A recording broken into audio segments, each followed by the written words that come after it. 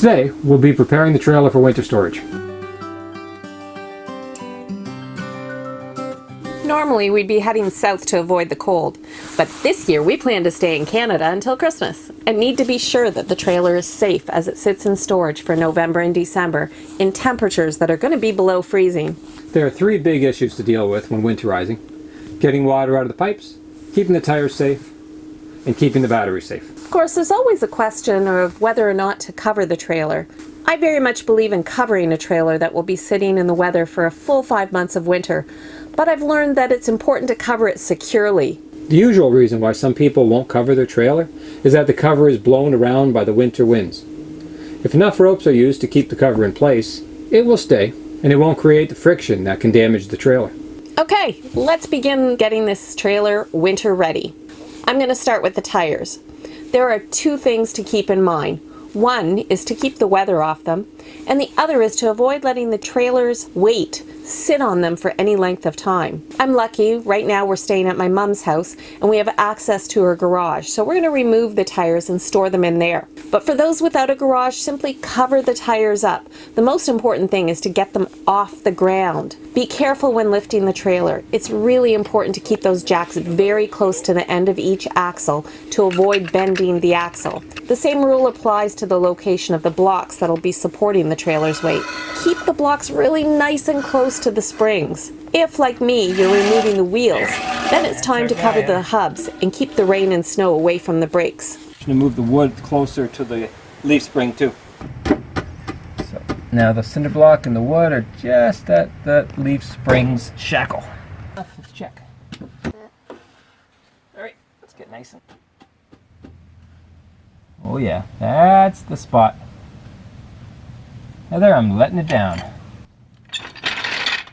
Long periods of time in cold weather without a source of charging can negatively affect the battery. I don't keep the battery in the trailer. I will be removing it and keeping it in the warm house. During the winter, I will connect a low current charge to the battery each month or so, but before removing the battery, let's deal with water in the pipes, as I will need the battery to run my water pump, which will send antifreeze through all the plumbing lines. There are essentially two sets of water lines in the trailer, the supply lines and the drain pipes. Non-toxic antifreeze is required for the drain pipes too, because each P-trap is going to hold fluid, and that fluid must not be water, as water will expand when it freezes and potentially break your lines, pipes, fittings. As for the supply lines, there are two ways that people deal with getting water out of them. You can blow the water out with compressed air, or you can pump the RV antifreeze through the lines. Both methods work well. You can't go wrong either way. I'm choosing to fill the lines with antifreeze. Important note here, do not put antifreeze into the trailer's freshwater tank. The freshwater tank must be drained, of course, and even though a small amount of water will remain in there, it isn't enough that's going to do any damage to the tank. The gray and black tanks must be drained as well. Start by opening the trailer's low point drains. There'll be one for hot and one for cold water. Here they are right in here. You can see two.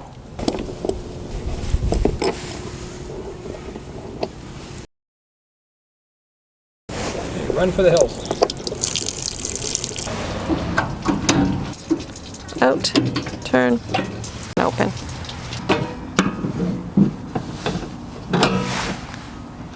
There we go.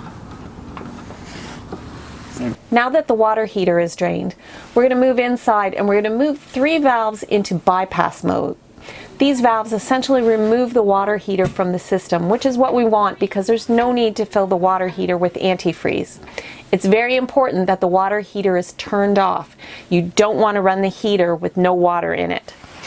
Here's how we do it. Our water heater happens to be located underneath our sink. So we reach in and we're going to turn off the valve that feeds the water into the tank. We're going to open the bypass and we're going to close off the one that allows the water to leave the tank as well. Okay, all done, ready to run the antifreeze through.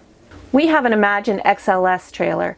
Luckily for us, the manufacturer installed this T-valve here that allows us to switch into winterizing position. Goes into here. This is a non-toxic antifreeze, not the same stuff you use in your car. Put the hose into the jug.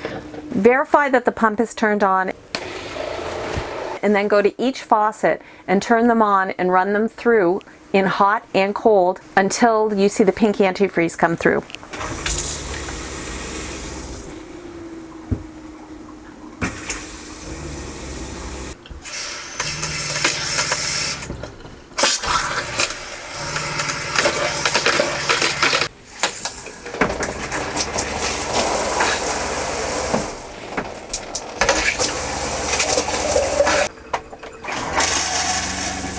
That didn't take long.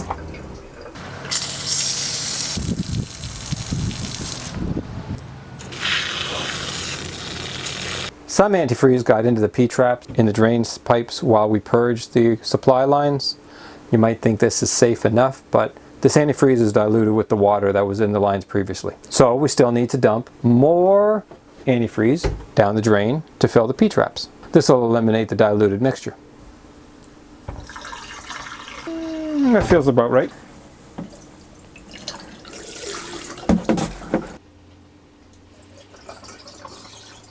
And there's one more concern with storing the trailer: keeping the mice out, and critters in general. We discovered research done by Sean Woods. Here's a link to his video, and he discovered that mice don't like mint oil. Now, we keep a number of small cans scattered around our trailer with cotton pads that have been saturated with mint oil. I like the smell, but the mice don't.